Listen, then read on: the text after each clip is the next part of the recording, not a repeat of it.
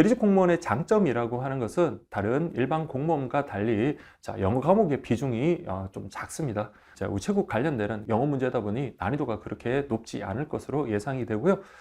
네, 안녕하십니까 여러분들. 계리직에 대해서 잠깐 설명드리도록 하겠습니다. 계리직 공무원이라고 하는 것은요, 주로 우체국에서 근무하는 공무원을 말합니다. 그래서 우체국에서 담당하는 우편 업무와 금융 업무를 주된 업무로 하고 있고요.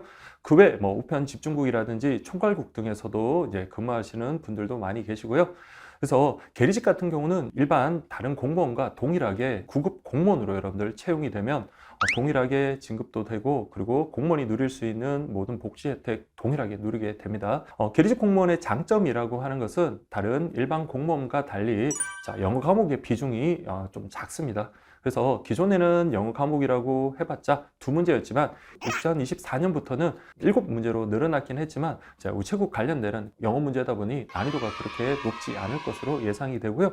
그리고 과목 자체가 우편 일반이라든지 예금 일반, 보험 일반과 같이 우리 우체국에서 실제 유용하게 사용될 수 있는 과목의 비중이 증가하다 보니까, 그래서 여러분들이 수험적으로도 공부 분량이라든지 그런 것들이 다른 직렬에 비해서는 부담이 적은 편에 속한다라고 말씀드릴 수 있습니다. 특히 우편 일반, 예금 일반, 보험 일반 같은 경우는 각각 20문제씩 출제가 되고요. 우정사업본부에서 제공하는 학습 자료가 시험 범위가 되는 겁니다. 그래서 이것을 응용하고 아니면 아주 꼬아서 낸다, 심화적인 문제보다는 그 학습 자료를 정확하게 이해하고 또 비교하는 그런 문제들이 주로 출제가 되거든요. 그래서 우리 우정사업본부에서 나오는 학습 자료를 여러 번 반복하고, 그리고 출제 포인트에 맞게끔 키워드라든지 아니면 비슷한 상품이라든지 제도들을 비교함으로써 여러분들 짧은 시간에 고득점을 올릴 수 있는 그런 과목이라고 생각이 듭니다. 우편 일반, 예금 일반, 보험 일반 같은 경우에 어쨌든 우리가 우체국에서 실무적으로 사용할 수 있는 그런 과목인 만큼 이 과목은 나중에 여러분들이 필기시험에 합격해서 그리고 면접 준비할 때도 아주 요긴하게 사용이 되거든요. 그래서 요즘은 전문성을 많이 강조하는 면접 시험의 어떤 경향에 맞춰서 그 면접 질문 역시 우리가 공부했던 내용들이 많이 출제가 되고 있습니다. 그래서 우리가 필기시험을 열심히 해놓으면 공부한 것이 면접까지 이어지고, 그리고 나중에 실무까지도 이어진다라고 생각을 하시면 될 것 같습니다. 우리 우편 일반, 예금 일반, 보험 일반 같은 경우에는 어쨌든 합격을 위해서는 고득점을 해야 됩니다. 그래서 이게 매번 시험 치기 전에 보통은 한 5개월 전이나 6개월 전쯤에 우정사업본부에서 학습 자료를 제공을 하는데요. 그러나 이번 시험 같은 경우는 좀 더 빠르게 학습 자료가 제공이 됐었습니다. 그래서 이 부분에 대해서는 좀 공부할 수 있는 어떤 시간적인 그런 여유가 좀 있는 편인데, 다만 처음에 이제 용어가 생소하거나 그런 경우가 좀 있어요. 그렇지만 이것을 반복하고 이해하다 보면 분명히 다른 과목보다는 훨씬 더 수험 분량이 줄어든다라고 생각을 하시면 될 것 같습니다. 우편 일반 같은 경우는요, 정확한 용어라든지 그리고 구체적인 수치까지 암기해야 된다. 그래서 이해보다는 정확하게 어떤 수치를 암기하는 쪽에 포인트를 두는 게 중요할 것 같고요. 가장 이제 많은 수험생들이 어려워하는 파트가 바로 예금 일반입니다. 이때는 법학이라든지 아니면 세법 관련되는 거라든지 아니면 경제 관련되는 기본 이론들이 등장을 합니다. 다만 이 내용들도 분량이 많거나 아주 심화적인 내용이 아니라 아주 기본적인 내용이에요. 그래서 이 예금 일반 같은 경우는 이해를 바탕으로 하면 오히려 암기 분량이 좀 줄어드는 그런 장점이 있습니다. 다만 예금 파트에서는 이제 우체국에서 이제 판매하는 상품들, 우체국 예금 상품이나 아니면 우체국 체크카드 상품 같은 경우 이제 각각 상품의 특징들을 갖다가 정확하게 비교하는 게 우리 득점 포인트라고 생각이 들고요. 그 외 이제 일반적인 금융 상품 분류하는 것, 요거는 제가 분류하는 대로 여러분들 분류하시면 크게 어렵지는 않을 거다라고 말씀드립니다.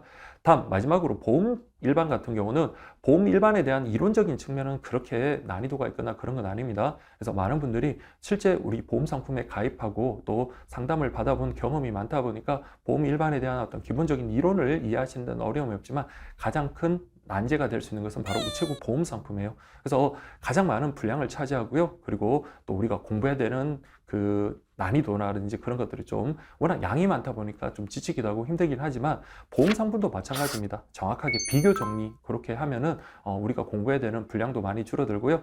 이걸 위해서는 우리가 그동안의 어떤 기출 문제를 바탕으로 공부 방법을 잡으면 됩니다. 그래서 이런 것들은 당연히 제가 제공해드리는 그런 보험 상품 비교 정리라든지 요약 자료를 통해서 보험 상품을 정리하면 되고요. 그리고 OX 지문이라든지 아니면 다른 별 문제 등을 통해서 이런 문제들을 계속 반복을 하다 보면 나중에는 오히려 보험 상품에서 여러분들이 강점을 가지게 될 겁니다.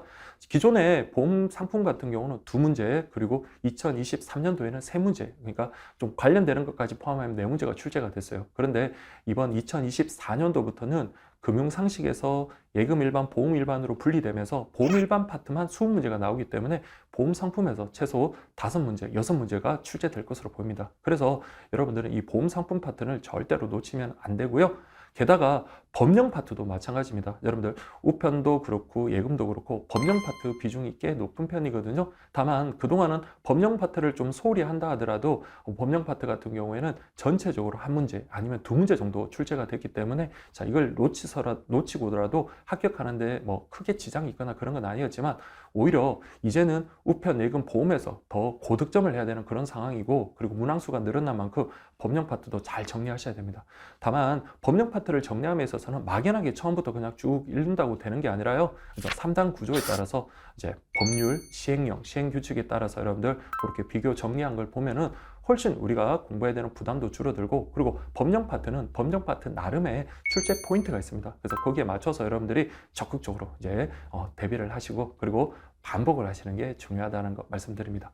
그리고 우편 파트, 그리고 예금 파트, 보험 파트에서 고득점 할 수 있는 가장 좋은 방법은 해독수를 늘리는 거예요. 그렇다고 무작정 해독수를 늘린다고 여러분들 고득점으로 연결되는 것은 아니고요. 그래서 우리가 기출 문제를 항상 옆에 두고 반복하면서 어떻게 출제가 됐는지, 그래서 가장 좋은 예상 문제라는 게 바로 기출 문제거든요. 그래서 지금까지는 나오지 않았던 파트라 하더라도 그동안의 기출 문제를 바탕으로 문제가 이런 식으로 유형화되는구나 라는 생각으로 그렇게 적극적으로 접근을 하시면 되는 겁니다. 그래서 이런 세 과목에 있어서 계속 반복을 하고 정확하게 정리를 하고 그런 과정을 계속 거친다면 훨씬 더 고득점 받는데 도움이 된다라고 말씀드립니다.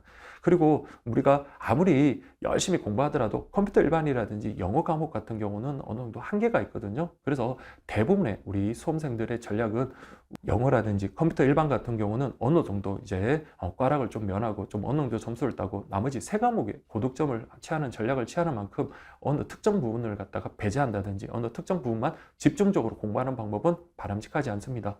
그래서 전체적으로 여러분들 내용을 꼼꼼하게 보는 것이 중요하고요. 그리고 그런 문제 출제 포인트 같은 경우는 그래도 10년간 우편, 예금, 보험을 갖다가 강의를 했던 제가 그 강의라든지 교재를 통해서 여러분들 잘 지적을 해줄 테니까 그런 것들을 잘 체크해서 따라오시면 될 것 같고요. 그리고 가장 중요한 것 중에 하나가 여러분들 학원 진도에 맞춰서 그냥 단순히 1회독 맞춰서 여러분들 시험장에 가는 거는 아무 도움이 안 됩니다. 그래서 여러분들은 늦어도 2월 달까지는 우리 기본 이론이나 기본 교재를 최소 1회독 정도는 하셔야 되고요. 그리고 문제풀이, OX라든지 다른 별 문제풀이 할 때 그동안에 봐왔던 기본서를 함께 보거나 아니면 기존의 기본 강의를 빠르게 다시 복습하면서 같이 따라오면서 우리 문제라든지 OX를 통해서 어떻게 문제가 되는지를 같이 체크하시면서 계속 해독수를 늘려가는 것, 이게 여러분들 합격자들의 합격 비법이라고 생각하고요. 그리고 매번 시험장에 가서 제가 실제 문제를 확인할 때도 역시 그 방법이 가장 좋았던 것 같거든요. 그래서 여러분들께는 조금 힘들더라도 좀 기본 강의라든지 기본 교재를 좀 빠르게 진행을 하고, 그리고 문제풀이 할 때 내가 미진한 부분이 있으면 기본서라든지 기본 강의를 통해서 보완한다라는 생각으로 하신다면 남들보다 여러분들 좀 여유 있게 아니면 고득점으로 합격하실 수 있지 않을까, 그런 생각을 하게 됩니다. 그리고 각각의 과목마다 이제 그 공부 방법론이 조금씩은 다른데요. 근데 그런 구체적인 방법은 이렇게 말로서 설명하기보다는 강의라든지 아니면 제가 문제집이나 OX집을 통해서 제가 많이 멘트를 갖다가 많이 쓰거든요. 그래서 그런 것들을 여러분들 적극적으로 활용을 하면 여러분들이 고득점을 하는데 도움이 되지 않을까, 그런 생각을 하게 됩니다. 어쨌든 계리직 시험이라는 것이 경쟁률이 낮은 편은 아니지만 그러나 호수도 상당히 많고요. 그리고 시험을 준비하는 연령대도 20대부터 50대까지 다양하고 합격성도 20대부터 50대까지 다양합니다. 그래서 누가 처음 먹었던 마음을 끝까지 유지하면서 성실하게 수험 준비를 하느냐가 우리 당락에 결정적인 영향을 끼친다고 생각하고, 본인이 실제 시험을 준비하기로 마음을 먹었다라고 한다면 7월 20일 시험 당일 그 마침 종이 울리기까지는 정말 최선을 다하셔야 돼요. 최선을 다하면 필기시험 발표와 면접시험까지 이제 2달 정도의 기간이 있는데 그때 면접을 준비하시면 됩니다. 여유 있게 준비하실 수가 있어요. 그래서 우리가 면접에 여유가 있으려면 필기시험에 무조건 고득점으로 합격해야 된다는 것 잊지 마시고요. 처음 먹었던 마음대로 꾸준하게 하시면 분명히 우리 계리직의 계리직 시험에 합격을 하실 수 있을 거라고 저는 장담합니다. 자, 이상입니다.